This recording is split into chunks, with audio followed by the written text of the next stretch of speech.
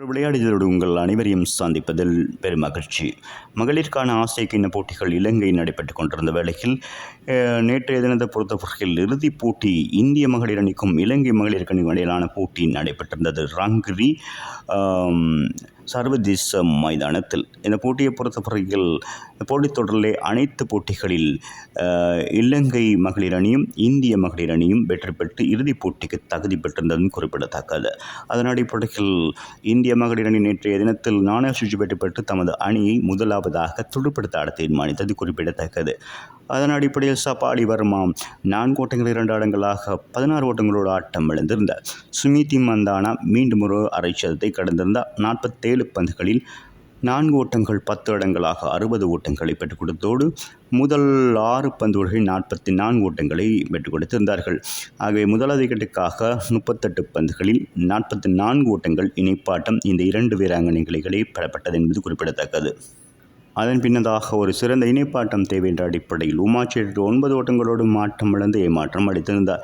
ஹர்மன்பிரீத் கவுர் அணியின் தலைவி அவர் 11 ஓட்டங்களோடு மாட்டம் இழக்க 12 ஓவர்களில் 87 ஓட்டங்களுக்கு 3 விக்கெட்டுகளை இழந்து தடுமாறிய இந்திய அணிக்கு ரோட்ரிச் 16 பந்துகளில் 4 ஓட்டங்கள் 6 ஓட்டம் 3 இடங்களாக 29 ஓட்டங்களையும் அதிரடியாக பெற்றுக் கொடுக்க ரிச்சா கோஸ் 14 பந்துகள் 4 ஓட்டங்கள் 6 ஓட்டம் 3 இடங்களாக 30 ஓட்டங்களை பெற்றுக் கொடுத்ததோடு 4வது விக்கெட்டுக்காக இந்த ஜோடி 26 பந்துகளில் 41 ஓட்டம் இணைப்பாட்டம் பெறப்பட்டிருந்தது குறிப்பிடத்தக்கது. பூஜா வட்சேகர் ஆட்டம் இழக்காது 5 ஓட்டங்கள் 5வது விக்கெட்டுக்காக ரிச்சா கோஸோடு இணைந்து 17 பந்துகள் 31 ஓட்டங்களை பெற்று வலு சேர்த்திருந்தமை குறிப்பிடத்தக்கது இந்திய மகளிர் அணி சார்பாக. ஆகவே ராதா யாதவ் 1 ஓட்டத்தோடு ஆட்டம் இழக்காதிருந்த வேளையில் நிர்ணயிக்கப்பட்ட 20 ஓவர்களில் இந்திய மகளிர் அணி 6 விக்கெட்டுகளை இழந்து 165 ஓட்டங்களை பெற்றிருந்தார்கள்.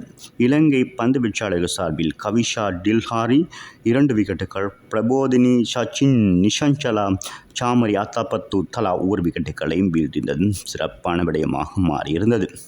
ஆகவே இலங்கை மகளிர் அணிக்கு ஒரு சிறந்த வாய்ப்பாக மாறியிருந்த இந்த ஓட்ட எண்ணிக்கையை பெற வேண்டிய கட்டாயத்தில் இருந்தார்கள். முதலாவது முறையாக ஆசிய கிண்ணத்தை மகளிர் அணி அதாவது இலங்கை மகளிர் அணி பெறக்கூடிய வாய்ப்பினை ஏற்படுத்தும் போட்டியாக இருந்தது. அதன் அடிப்படையில் விஸ்மினி குணரட்ன 1 ஓட்டத்தோடு ஆட்டமிழந்து ஏமாற்றம் அடைந்திருந்தார். அதன் பின்னதாக சாமரி அத்தபத்து அதிரடி காட்டியிருந்தார். மீண்டும் ஒரு அரைச்சதம் 4 ஓட்டங்கள் 3 6 ஓட்டங்கள் 2 இடங்களாக 6 ஓட்டங்கள் 2 4 ஓட்டங்கள் 9 இடங்களாக 61 ஓட்டங்களை அதிரடியாக பெற்றுக் கொடுக்க ஹர்ஷிதா சமரவிக்ரம 51 பந்துகளில் 6 ஓட்டங்கள் 2 4 ஓட்டங்கள் 6 இடங்களாக 69 ஓட்டங்களை அதிரடியாக ஆட்டம் இழக்காது பெற்றுக் கொடுத்திருந்தார். கவிஷா டில்ஹாரி இறுதி நேரத்தில் 16 பந்துகளை எதிர்கொண்டு 4 ஓட்டம் 1 6 ஓட்டங்கள் 2 இடங்களாக 30 ஓட்டங்களை ஆட்டம் இழக்காது பெற்றிருந்த வேளையில் 3வது விக்கெட்டுக்காக இந்த 2 வீராங்கனைகளும் மொத்தமாக 40 பந்துகளில் 73 ஓட்டங்களை இணைப்பாட்டம் அமைத்திருந்தார்கள். பிரிக்கப்படாத இணைப்பாட்டமாக இருந்தது. இதன் காரணமாக 18.4 பந்து வீச்சில் 2 விக்கெட்டுகளை மாற்றமிழந்த 167 ஓட்டங்களை இலங்கை மகளிர் அணி பெற்றுக் கொடுத்திருந்தார்கள். ஆகவே இதன் காரணமாக 8 விக்கெட்டுகள் 8 பந்துகள் மீதம் இருக்கின்ற வேளையில் முதலாவது ஆசிய கிண்ணத்தினை இந்த 2024ஆம் ஆண்டு பெற்று சாதனை படைத்திருக்கிறார்கள். இந்திய மகளிர் அணியை பொறுத்தவரையில் பந்து வீச்சில் தீப்தி சர்மா மாத்திரம் 1 விக்கெட்டை வீழ்த்தியிருந்தார். அதன் காரணமாக இலங்கை மகளிரின் அழுத்தம் இல்லாமல் இந்த போட்டியில் இலகுவாக வெற்றி பெற்றிருக்கிறது. ஆகவே இந்த போட்டியில் சிறப்பாக செயற்பட்டிருந்த ஹர்ஷிதா சமரவிக்ரம இந்த போட்டியின் சிறந்த வீராங்கனை ஆகும். இந்த போட்டித் தொடரில் சிறப்பாக செயற்பட்ட இலங்கை மகளிர் அணியின் தலைவி சாமரி அத்தபத்து சிறந்த தொடர் வீராங்கனையாக தெரிவானது என்பது குறிப்பிடத்தக்கதாக. மீண்டும் விளையாடி செல்வங்களை சந்திக்கும் வரை உங்களிடமிருந்து விடைபெறும் உங்கள் அன்பின் பதுலை தாஸ். வணக்கம் அன்பு சொந்தங்களே.